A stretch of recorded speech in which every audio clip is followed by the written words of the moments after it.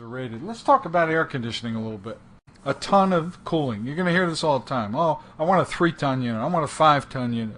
Oh, I need a 1.5-ton unit. Oh, what the heck is a ton of air conditioning? That's a measurement of weight.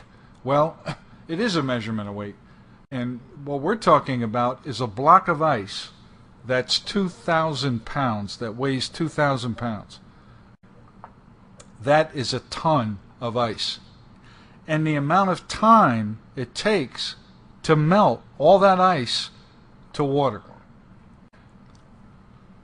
A ton of air conditioning is the amount of heat necessary to melt 1 ton of ice, 2,000 pounds of ice, in 24 hours.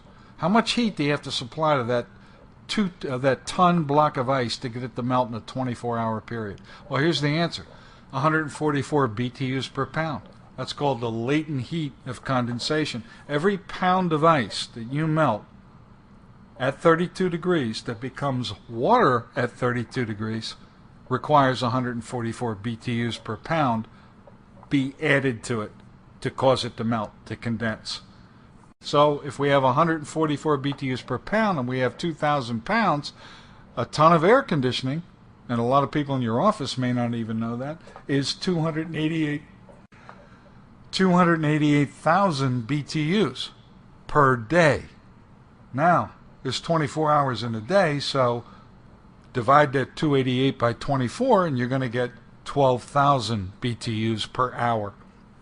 That's typically the way it's stated in our industry, and it's a nominal value.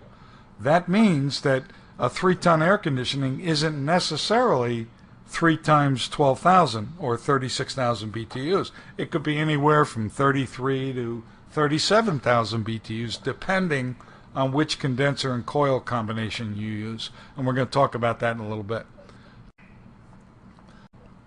But this is a nominal value. Now, there was a place, and I can't think of where it is. I think it was in St. Louis. There was a St. Louis or Cleveland. I don't remember. I'm all over the country all the time, but there was a park in this fairly large city, and it was located somewhere in the center of town. And this radio station ran a promo every year, and trying to raise money for charity. And what they would do, they'd take a 2,000-pound block of ice, from a local ice company.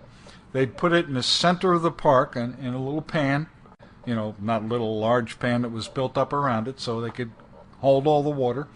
And they would charge you, I think it was $10 or $20 a pop, to make a guess as to what time of day and day of the month or week it would melt. That the last solid piece of ice would go to water. They raised a fortune. They did it every year. It was a real popular event. They raised a lot of money for charity. And of course all the engineers came out with their slide rules and their calculators, and all the meteorologists were out there with their hygrometers and sextants, and everybody's trying to predict temperature coming up ahead and how long it's going to take. And the latent heat of condensation is a big issue with the engineering people, of course, and the person that wins every year, of course, is some grandmother that picks her grandson's birthday.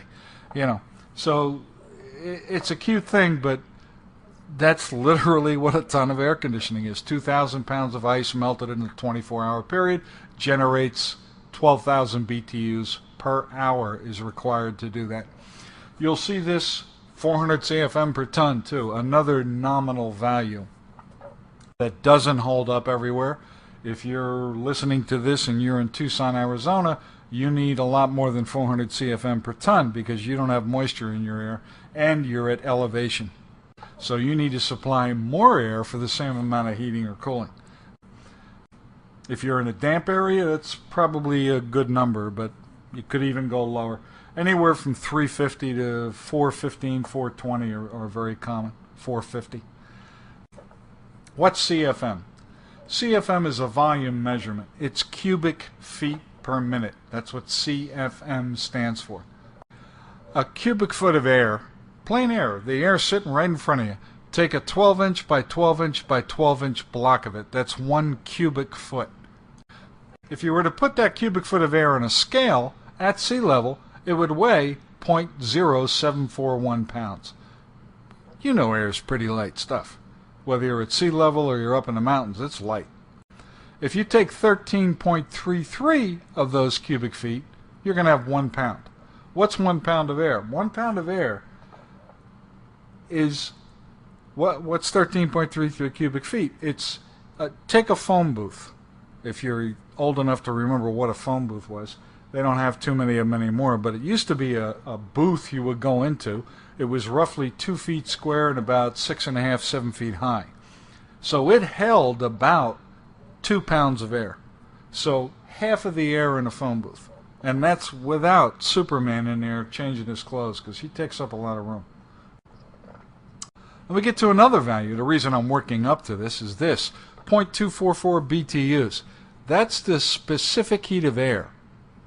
The specific heat of air is the amount of heat necessary to raise the temperature of 1 pound of a substance, air, 1 degree Fahrenheit, when the air is 70 degrees.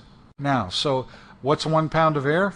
Half a phone booth, 13.33 cubic feet. So if I take a wooden match, do it this way. I take 2 wooden matches, go into a phone booth where there's 2 cubic feet of air. When the air in that phone booth is 70 degrees, I can raise the temperature to 71. Some relevance. Nominal volume ratings for air handlers and blowers work this way, because CFM, cubic feet per minute, is what we're circulating. It's all this stuff we're circulating. We circulate 13.33 CFM, we're circulating a pound of air. Now think of it this way. There's 400 CFM per ton nominally. Before, if I have a 3-ton unit, I have what? 1,200 CFM I need to circulate to get that 36,000 BTUs into the building because of the specific heat and the weight of the air and all that. But do the math. 1,200 CFM, 1,200 times 0.0741. You know, that's what, about 90 pounds. How about if you have a 4-ton unit? 4 times 400. Now you need 1,600 CFM of air. 1,600 times 0.0741, that's about 120 pounds. My wife weighs 120 pounds. She's 5'7", 120 pounds. I'm circulating the weight of her body every minute, CFM, through a duct system we designed in order to get the cooling we need. It's a tough job we got when we have to design all this stuff and lay it out and size it and pick blowers, and it's not easy. Nominal volume ratings for air handlers go like this.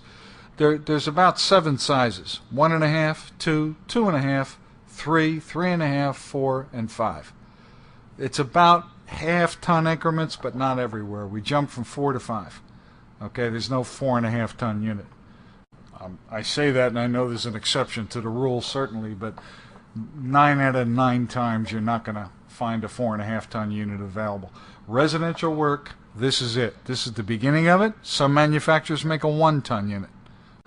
It only goes to 5-ton. After 5-ton, you're in what we call light commercial work. The next step from 5-ton typically is 7.5-ton. So it's a big leap. Problem is, 7.5-ton blower is a big commercial, ugly-looking unit that you're not going to put in a residence, right? And it's going to make too much noise anyway. It's not designed for that. So this is what this 400 CFM stuff is about. When you hear CFM, just think, okay, there's circulating air. That's so many cubic feet of it per minute.